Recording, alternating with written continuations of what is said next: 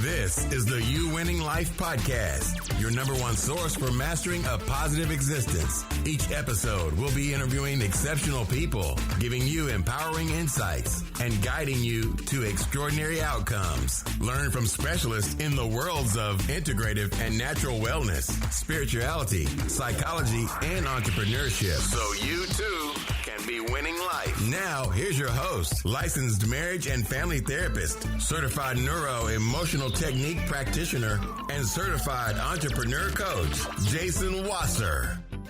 All right. So welcome back to the You Winning Life podcast.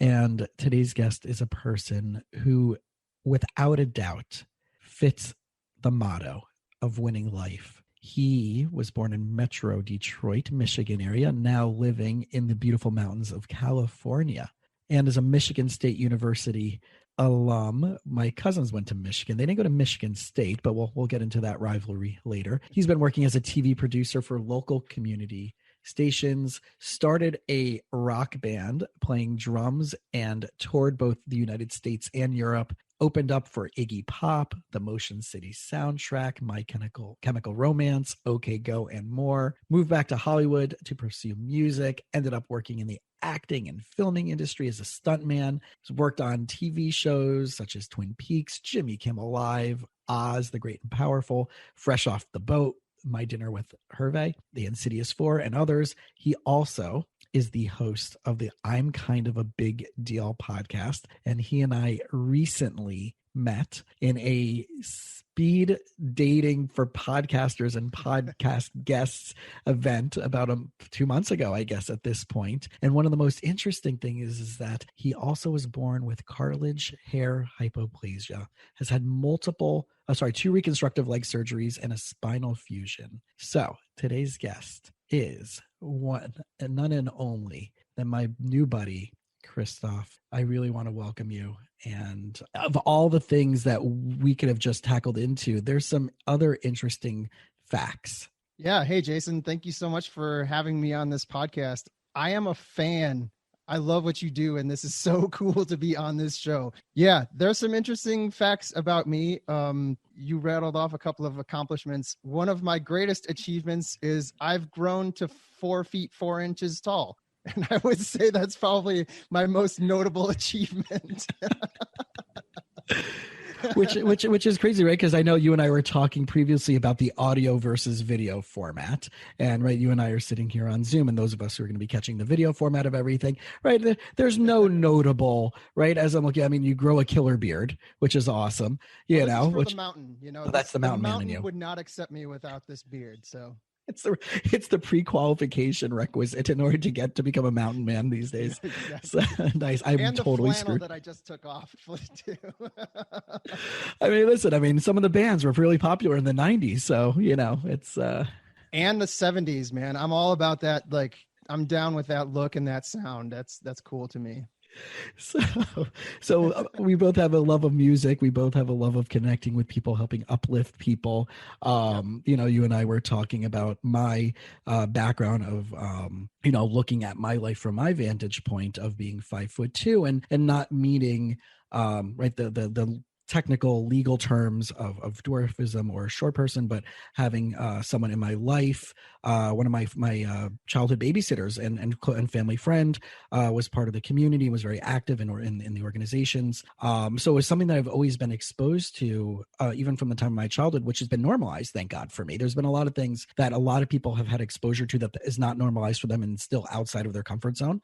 Yep. And for me, it's thankfully been one of the beautiful things in my life of having a unique vantage point that both you and I share at some level. But I just would love to hear, you were just mentioning something previously of like having people focus on the voice and the wisdom versus this like image or perspective and breaking down that idea. So I would love to just start with that. Sure. Yeah. On my show, I interview little people affected by dwarfism. And I started the podcast because I wanted to showcase. Originally, I was encouraged to showcase my life, but now I pretty quickly realized that I need to showcase other people's lives because my life is unique and crazy and everything like that. But other people have similar experiences with different colors, and they need to be heard, and they're not heard. And so the first thing that I ask my guests when they come on the show is, what is your height and what is your dwarfism? Because I want everyone, average height, extremely tall, or, even other little people. It's a curiosity, right? Don't you want to know how tall I am if I say I'm a little person? That's the first thing that pops into your head. Like, wait, what? So I'm not hiding it. Like, you don't have to wait 10 minutes into my show to find out, that about my guest. And the next thing is, you move on. Like, it's kind of symbolic of what it is when you meet somebody and you don't see them just for their skin suit. You see them for, I'm not, if I'm going to hand something to them, I'm going to like angle downward. But other than that, hey, that's a person. Hey, that's someone who is loved and loves other people. That's someone who has opinions and feelings and thoughts and all these, and jobs and responsibilities and bills and paychecks and all these other things that happen in life and all that stuff. And so that is, it's out there, and the height is relevant for certain things. But it's not what 100% defines anyone. Right. Can we go through a quick crash course of appropriate terminology so that for listeners out there who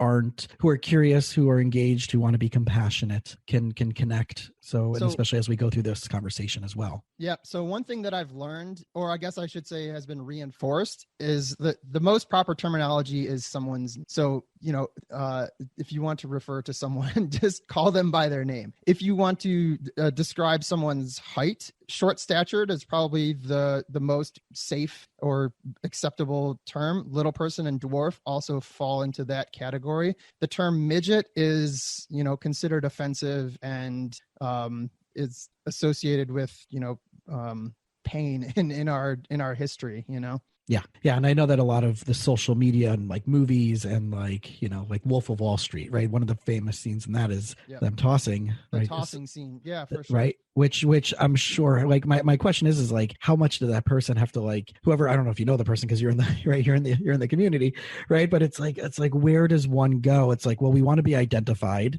right? We want to get screen time. We want to be representative. On the other side, are we doing it for the sake of making fun of ourselves? And at some level, we all have to, in all of our communities, all of our professions, like we do have, even positive communities have stigmas and stereotypes, right? Even, right. I mean, in the positive way, not that there's negative communities, but every community has positive stereotypes as well. Mm-hmm. So how is I would consider you a brand ambassador in this regards, right? You are out there, you are in music and in entertainment, you are a speaker. How have you seen a shift, and how have you contributed? How do you feel you've contributed to the shift of making these stereotypes much more positive, much more open, much more accepting in the communities around you? Actively, it's been more of a recent development. I think it's come in waves for me, because I think when I was touring in the rock band and then when I was shooting video interviews for the TV stations that I worked at, I think it's probably important to see a little person walking in carrying a camera and a tripod and setting up and actually correcting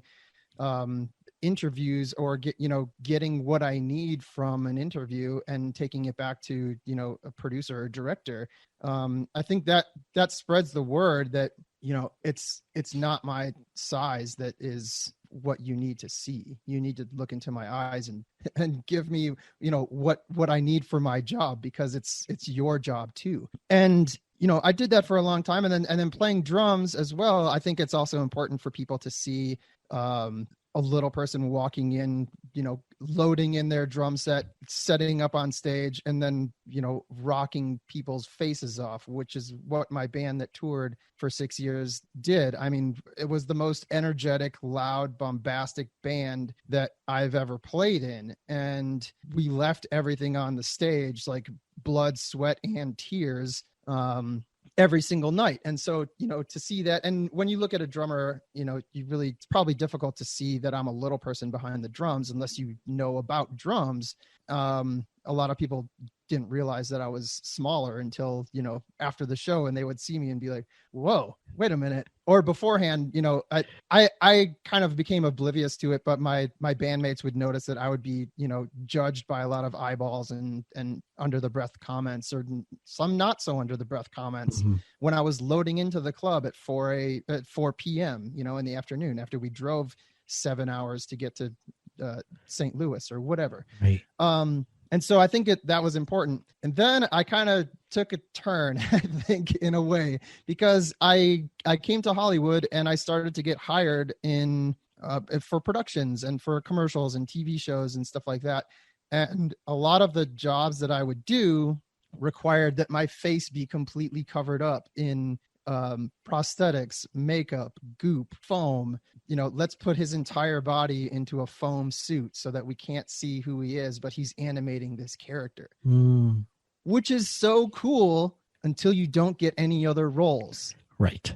When there's a balance of, hey, we need that little guy who's really athletic and does a good job to, make this monster. He was also like the friend on this show, and he was really great as just the friend. No, it's always, we got this crazy idea to like make you into a octopus and you're going to be so great about it. Or like, we're going to put 4 of you into an octopus costume and it's just going to be your faces there. Yeah. And like, you never get to not look like a jerk, like you're always this nebulous character that nobody knows about. And I heard, I watched this interview of Mike Myers when he was talking about Mini-Me, and he was saying that Vern Troyer was, he animated the prop of Mini-Me, and it's like, that is okay.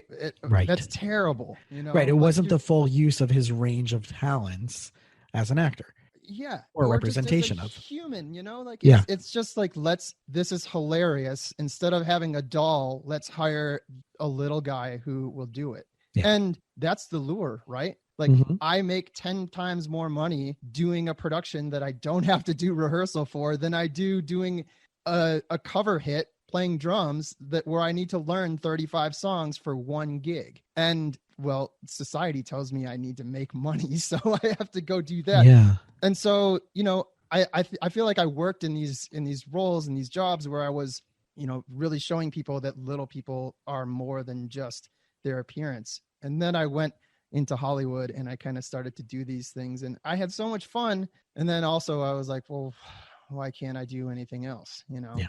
So what's been that next step? Because I know like one thing again is obviously having stage and screen representation, right? Getting on stage, even when you were saying like at some point it's, it's using that as some type as a replacement for, or it was seen as a joke. But at some point, I guess every community, every culture needs to be taken seriously by first getting on the stage. And I don't have the answer to this. I'm not even sure if I'm even saying this right. And I'm willing to disavow the way I'm perceiving it right now because I'm formulating the thought in my mind. So, right, getting on stage is to then have the conversations with people around you is a powerful thing. It's saying like, hey, can we take this a step further? Hey, can we have a conversation about what's available? Can we talk about different possibilities? But do you think that would happen as much if there was no representation, even if it was poor representation? That to me is something that I'm still trying to figure out, because I've done a bunch of research and I've gone back and I've looked at the history of little people in and on screen and in film. And Billy Barty was kind of the first. He was the first major successful actor that got into. He was on the Spike Jonze show in the 50s, and I watched a bunch of his acts, and he was supremely talented. Singer, musician, dancer, all these things. There's a scene, it's like an 8-minute scene or something like that, where they're doing this whole bit on the Spike Jonze show, and Billy Barty comes out during the bit and they toss a sheet over. They think they maybe put him in a bucket, and then they toss a sheet over his head. And then the lead guy who's singing and dancing takes 2 spikes and stabs them into the top of Billy Barty's head. And then they pull the sheet off, and there was actually a bowl with a cabbage that Billy Barty put on top of his head. And that just shocked me so much that it's okay to, on TV, pretend that you're stabbing a little person in the head. Yeah. And honestly, like one of the times that the lead guy stabbed down, he actually missed the bowl with the cabbage. And I think it went like just alongside of it. And then he like did it again and hit the cabbage. Like, it's just so crazy to me. And so I struggle, right? Because Billy Barty started LPA, which is this community for little people who, they come out and they organize events, regional and national and international. And it's beautiful because there's so many people that come, and some people have been going to it since they were 1 year old. I never wanted to go to ever. And I finally went to my first national in 2014, and there were 4,000 little people running around a hotel in San Diego. And it was the coolest thing ever. And I was just, my eyes were wide, and it was so great. So, Billy Barty started that. But then also, at the same time he was breaking barriers, I feel like barriers to entry were being created. There's this little guy, and we can play with size all we want. We got 50 other entertainers who are average height. This is the guy that we used for the crazy short stuff, know? Right. And it was only this year, or this past Thanksgiving, is the first time I've ever seen a little person represented in a commercial, in a major commercial, who wasn't an idiot. They weren't dressed up. They weren't, put in a scene where it was like, oh, that's hilarious. The woman was a friend at a house party, and she's just there. There's no, it's not like we're going There's no backstory, right? There's no backstory. There's no warning. You're going to see a little person that's not in makeup right now. She's just there. And it's so cool because it's just it's an Amazon commercial, which go Amazon. Awesome. The first time I've ever seen it. And I've asked my friends who've been in the industry for 20 to 30 years. They've never seen anything like that before. We've been in commercials. People have seen our faces, but we're dressed up like a cowboy, right, or we're a mermaid, or we're like, it's never. You're part of the scenery. You're not part of the cast in a way. Yeah, it's never like, oh, Johnny's just depositing money at the bank, or Sarah is just walking her dog. It's never that. It's like, let's do something crazy with them. Yeah. And I know, just to use the word crazy, I want to do a hard pivot into one of the things, so people can learn a little bit more about you, and like just the awesomeness that is you, no matter what the background is, right? Is you're a hardcore surfer. I am hopelessly addicted to surfing. Yeah. How did that start? That started in Florida, actually. It was just, we would go to Florida from Michigan for spring break, and we would go to Captiva Island. My mom loved Captiva Island. So we would South Seas Island Resort? Yeah, I think so. Yeah. What was the other one? There was another one. It's the one all the way north on the tip of the island, and it says big island palms or whatever they are. I don't think it was South Seas. It was the one right before that. Okay. I can't remember. I mean, I've been there so many times. It's so beautiful. It's such a beautiful place. Great, but there are no waves there at all. Really good cheesecake though, and so really good desserts. Right, there's the forgot the name of the bubble room. The bubble room. The Mucky Duck used to be there. Mucky Duck. Yep. Yeah, I love that place. Tween Waters. That's where we went. Yep.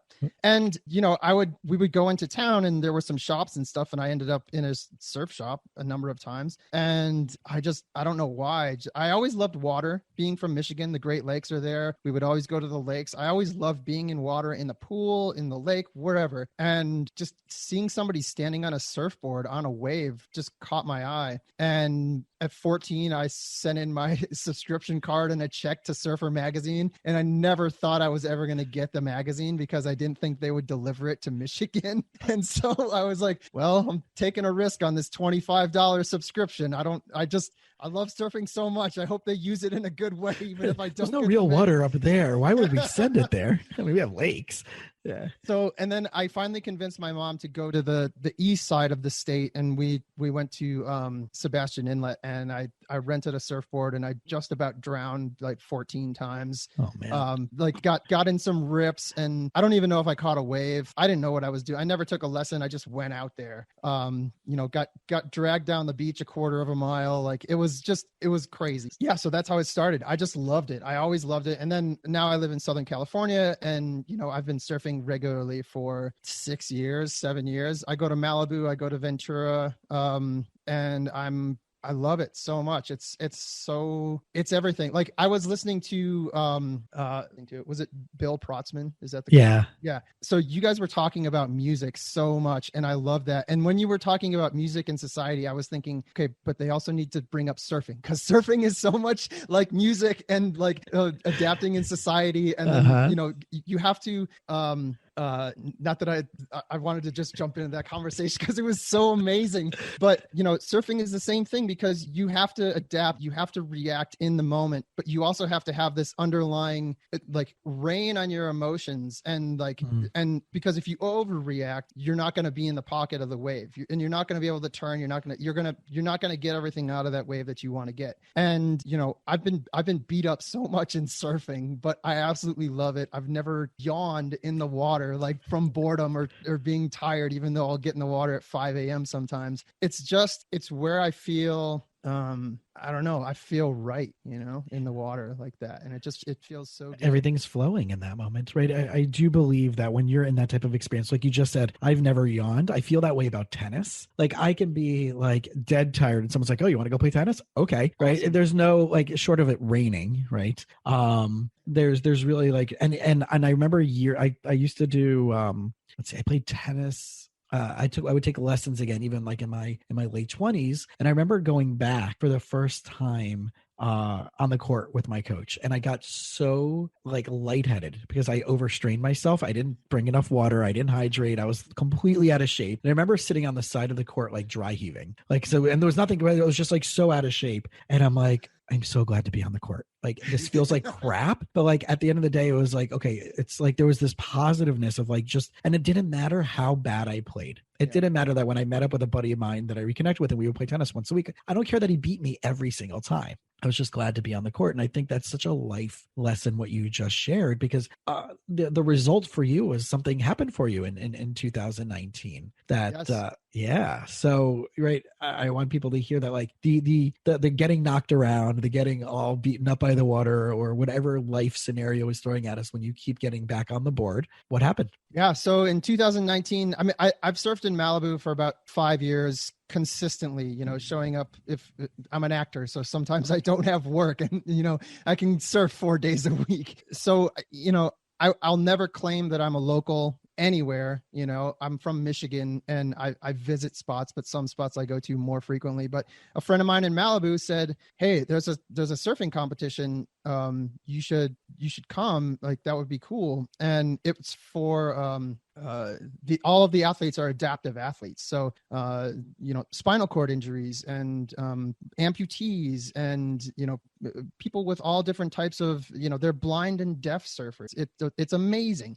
And it's just this group of people who get out there and have a competition. And I was like, that sounds incredible. Okay, cool. And I knew one other guy in San Diego County that he's a little person who surfs. And the competition in Malibu, I ended up, surfing. He wasn't there, so it was me with these average height individuals with, certain conditions. And it was hard. When you have a 6 foot guy who happens to not be able to use their legs, but they have the arms of a 6 foot guy and the muscles probably better than a regular 6 foot guy, because they're compensating, or they're helping themselves, with their disability, and their arms are picking up some of the slack. Like, it's difficult for a little person to catch waves against a 6 foot guy's arms, leverage. I've learned, that's one thing about surfing, is I've learned leverage is a thing, and my arms, given what they are, they're not the best designed for paddling, but I loved it. And then, so the next weekend there was another competition in Oceanside, and the little person that I know,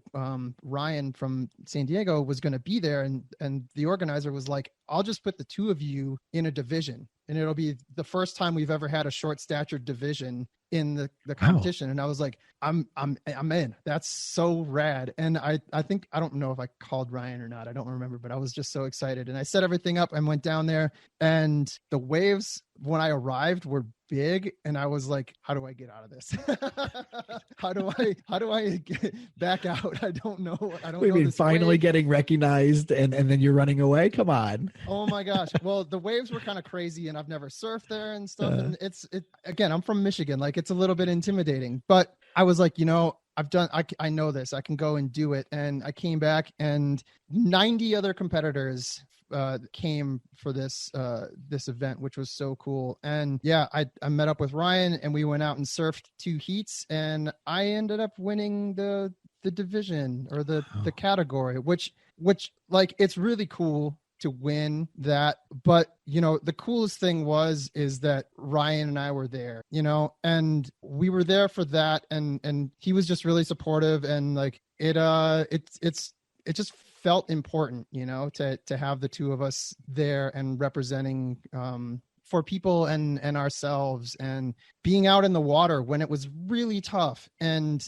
just doing whatever we could, and being surrounded by all these people who have struggled and who have been called out and laughed at and been on the operating table or been in, you know, extremely compromising situations. And I loved it. I mean, that's a highlight of my life. And I never would have called it before. So I'm really, really proud of that. Congratulations. Hey, thank you so much. It's very well deserved. I can't remember what I was watching, but it was something to deal with triathlons and ultra marathons. And I remember seeing those participating who were either, you know, they would have been in their own in the Paralympics or in any other special divisions, but they were competing in the main divisions, right? Regardless of what their disability was. And I'm like, all right, what the hell is my excuse? What's my bullshit story that I'm telling about me not being able to do a marathon or a triathlon or anything, when it's really just how stuck in our head we are, and whatever stories we put ourselves in is just a story. It's all mental, right? It's all mental. So I'm really curious, you know, the psychology, mindset, whatever cliche Lululemon word we want to use of the day. So, oh my God, that's amazing. I just lost Lululemon as a future sponsor. So, hey, pick me up. Right. So, I feel bad because I'm like, just because you wear Lululemon yoga pants doesn't make you a yogi, you know. It's like, but it's one step closer though. It's one step closer. The intention is there, but not that I'm knocking anybody. I you know, apparently they're super comfortable, so they better be at $80. So, but I digress. We could Lululemon. This is the point where we could insert a discount code. You know? Yes. This is the point where $80. Nah, you get it 25% off if you. Right. Do you know what my fear is?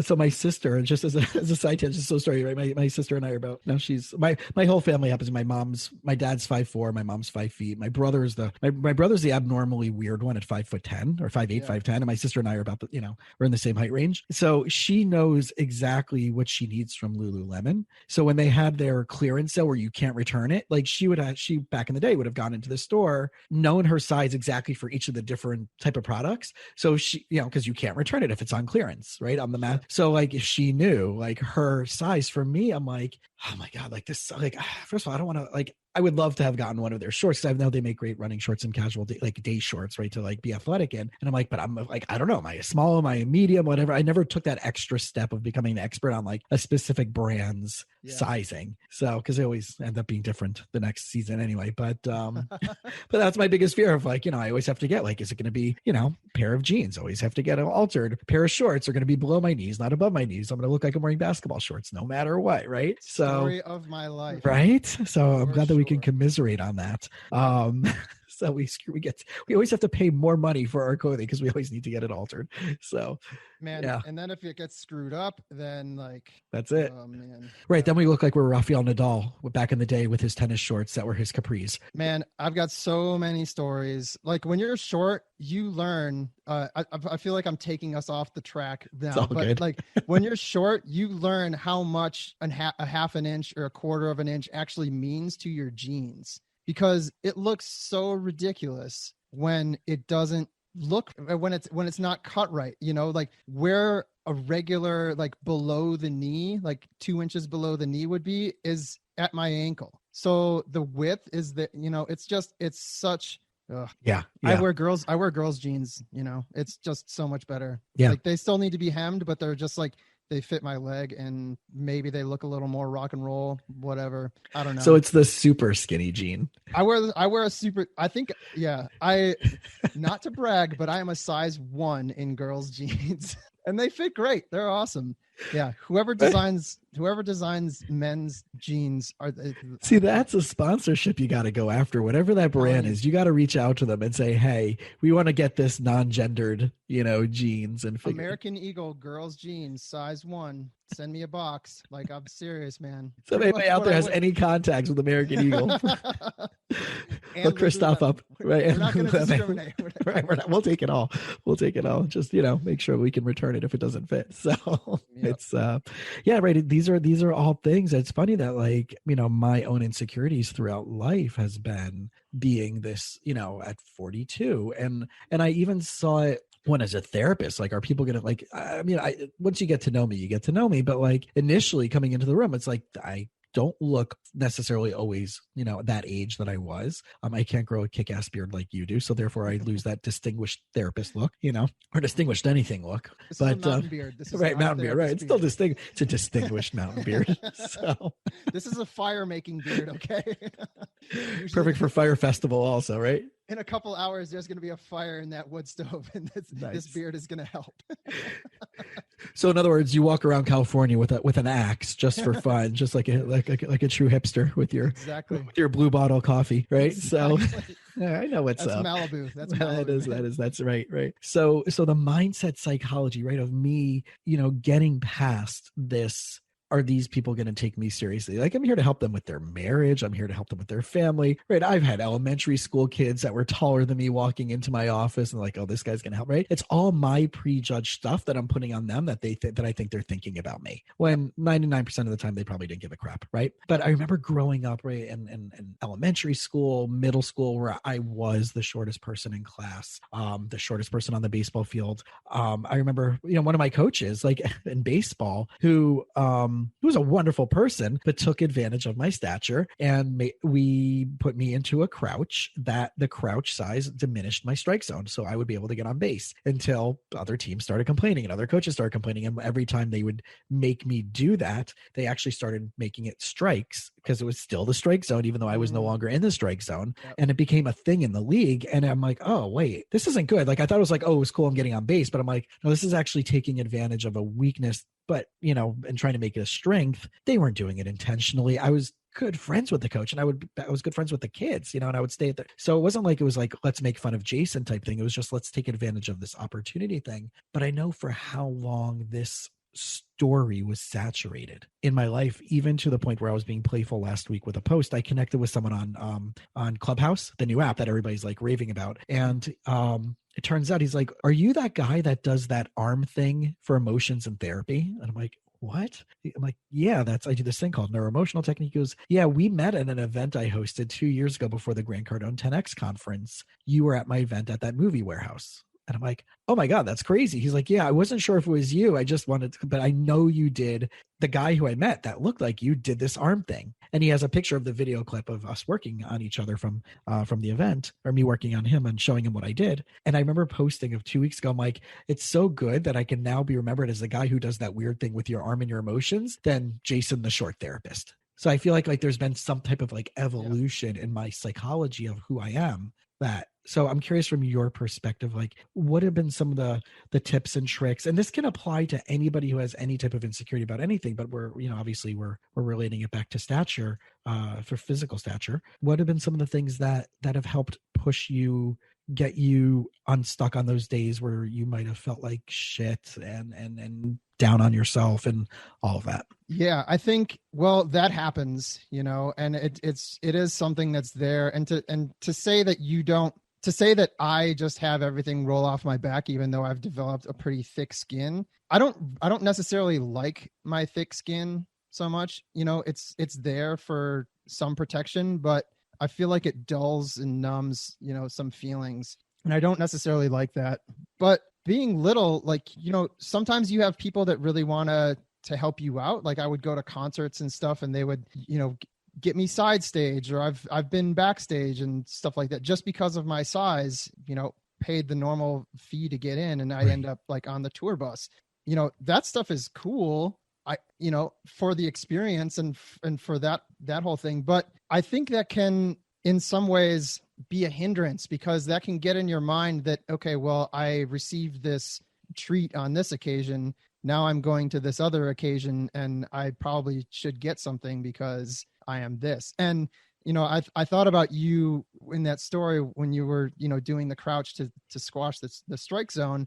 You know, if you would have maybe just aired it out, you would have just blown everybody away with your batting, you know, like that would have just been, and that applies to me too. If I just aired it out and just said, yeah, I'm little and you got to pay attention to my personality above and not my personality making you feel comfortable about my size, but just making you hear me and like me and understand where I am. And also I'm a little person, you know, and embracing that, I think that can kind of be the struggle sometimes, because there are these little hooks and there are these little nuggets that we get afforded, and to expect that is not a great thing, you know, to expect somebody. Well, it becomes an entitlement at a whole different level that we look at. But I guess like looking back at what you're saying of like being that young, right? I was in elementary school and early middle school. So what authenticity, what ability to stand up for myself to people I respected,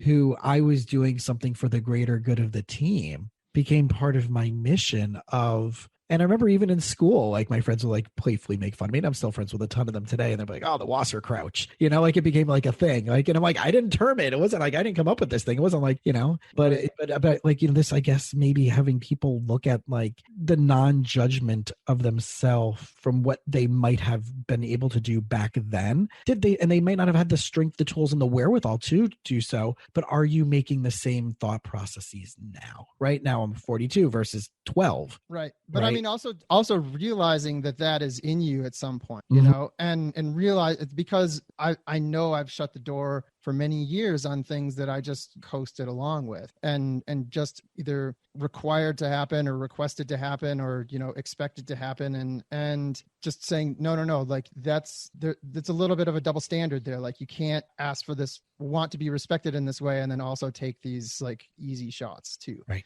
And so, you know, I think that's a huge thing for yourself and for the representation of little people as well, you know, showing that you don't have to succumb to, you know, the easier money in jobs and actually stand up and fight for, you know, the stuff that's going to fill your soul or show you in the most positive light. I think it's important, and it's so tough. I mean, it's really, really tough because you push a lot of people away that could possibly help you out in financial ways or give you certain opportunities. I mean, Hollywood is it's got hooks, you know, and they can dig in pretty deep, and that recognition and parties and glitz and glamour and money really are carrots, and they can distract you big time. And I've done that, and it's a tough thing. But even when I was experiencing those things that I didn't really feel where I was seen as who I actually was, you know, and I was in a costume or playing some role that,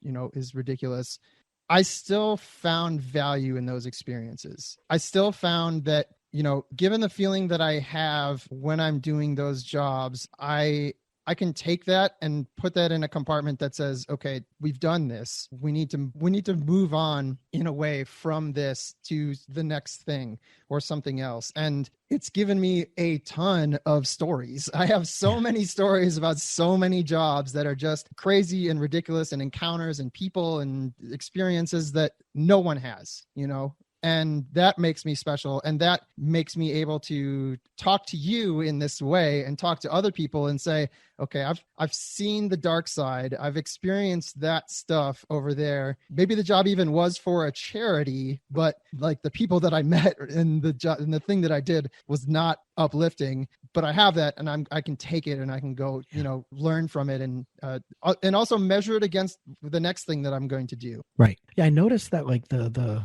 yardstick, you know, or the goalposts keep moving. And I wonder, you know, and as people are listening to this, how they've noticed that like when they're trying to be the most authentic and best version of who they are, that then all of a sudden, like the society around them in that specific community or career, the goalposts keep moving. Right. And I remember like, just as you were talking talking, what flashed into my mind and why I'm going there is like, I remember sitting in graduate school, and the goal of graduate school is to become a proficient person in that field, right? And for me, it was to become a entry-level proficient therapist, right? That was what they were like. We're not guaranteed to be an expert therapist, but you're going to be entry-level proficiency, right? And then that's the yardstick. Then the next thing is, okay, now you have to get licensed and you have to do X amount of hours. And by the time you have X amount of hours in and you sit for your licensure exam and you finish your hours, you should be a medium proficient, to be autonomous and to not have to be under supervision. Then it's, okay, then you go work and you have to now really you can make income at that level. But now all of a sudden the conversation started shifting from, instead of just being a good therapist, now you have to decide, do you want to be in private practice? Or do you want to be working at an agency where you're tapped out at a salary figure, right? Or do you want to be in leadership and administration in that, right? So now the yardstick starts changing again. And then I'm wondering, like, if you're going to be in private practice, do you want to have employees? Do you not want to have employees? Do you want to make, right? Is it a 6-figure private practice? And then you get there and you're like, oh, well, then what's your marketing? What's your branding? Are you now becoming bigger than your local circles? Do you have a podcast? Do you have passive income, right? So in all of our stories of what we're going through about ourselves, we have to make sure that we're healthily changing the yardstick versus chasing someone else's yardstick, especially when it comes to community identification, and that we're doing it in a healthy way. Well, that, and also don't trick yourself that you are actually moving the yardstick when you're not.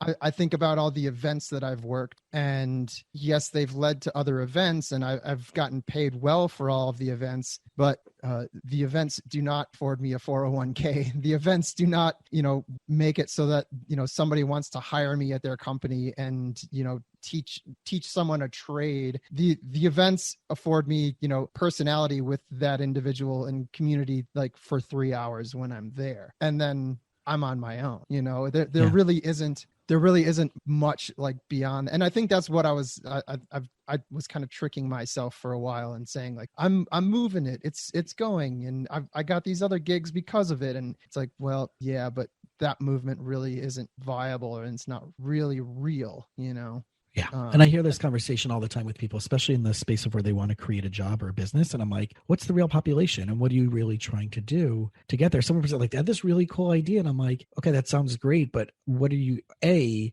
think people are going to really pay you for that? And B, how many people out there are going to really pay you for that? So there's 2, right? And then 3 is, how many hours is it going to take you to do everything you need to do for that gig? And how many dollars per hour is that going to break down to after all your expenses and taxes? And are you better off doing something else that'll make you $1 more, $2 more, $3 more, that doesn't have all those headaches? Or will get you relationships that in 1 or 2 or 3 or 5 years are going to say, oh yeah, we've seen you for the whole time. Come up with us. Right. That they have a buy-in into that. And I think that's where, like, it's being uniquely positioned, right? You're in a unique vantage point and unique experiences to be one of the people that are going to shift the needle in this conversation. And I know that's what you're trying to do both professionally, but also on the side, which is professionally as well, but with the podcast, right? It's people assume that people who are not, monetizing at a major level are not doing this professionally, but it's professional. And it's professional. So let's talk a little bit more as we wrap up, like just the podcast, right?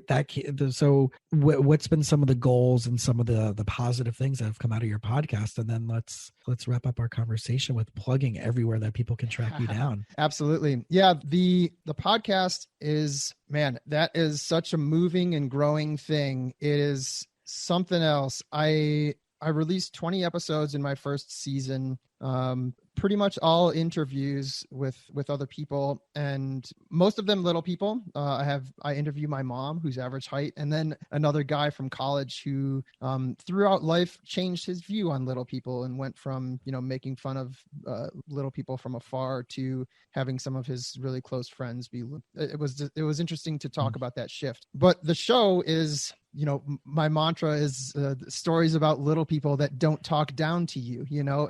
It's the real, it's successes and struggles and funny stuff and everything that happens day to day. My mission is to create a bridge between the average height world and little people. And just from doing the interviews that I've done and being on shows such as yours, it's exposure, it's experience, it's having, education about little people, and just there's empathy there. There's so many E's. I don't know why all these words have the letter E, that they all start with the letter E, but there's so many of them that just, are missing from our existence, and people overlook that. And little people, if you don't give us a chance to talk, or you don't give us a chance to answer your questions, we're not afraid of questions. We're not happy, or we don't always know the best way to handle, outright criticism or judgment when it's in the grocery store aisle. But honestly, everybody, we want to talk, and we want to be understood. We know that the only way is to be understood is to have our voice heard and not be judged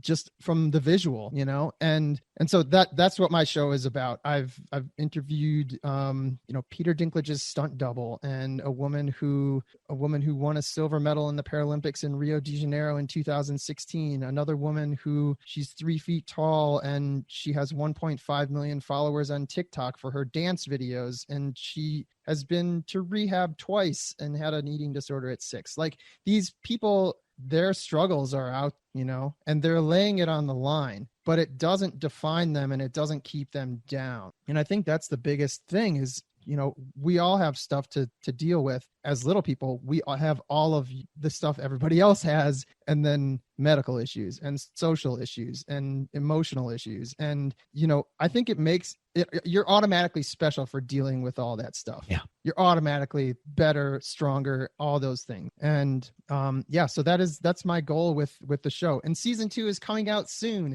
I've got great interviews lined up with just really amazing people, and I'm so stoked to share them. And, new people that I've met that have, like you said, that they're pushing the needle, and they're showing, they want to be seen, and they're not afraid to have their face and their body, like, out there. And I think that's really beautiful.